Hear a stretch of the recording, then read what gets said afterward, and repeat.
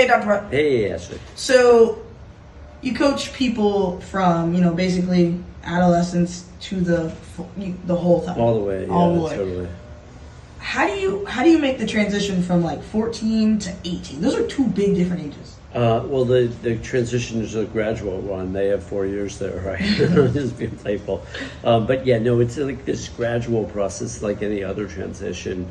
It's a maturational process, but even 14-year-olds can learn to be more proactive, more engaged, more communicative, more straightforward, and even train their minds. So we're doing similar stuff. It's just as adolescence moves forward, then there's just going to be more responsibility along the way and more experiences, drugs, alcohol, women, right, porn, other habits and potential addictions.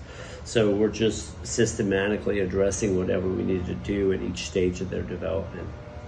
Nice. And how do you even start training your mind at 14? That's so mind-blowing. Well, we were just joking because I've got a 6-year-old and an 8-year-old right now, and the parents want me to help the kids, and I just do 15 or 20 minutes. And, the 8-year-old's already projecting, getting ahead of himself, so I'm teaching him how to bring his focus back.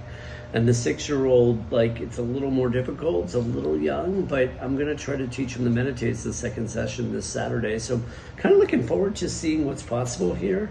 But 8 is definitely doable. 6 is kind of on the margin depending on the kid.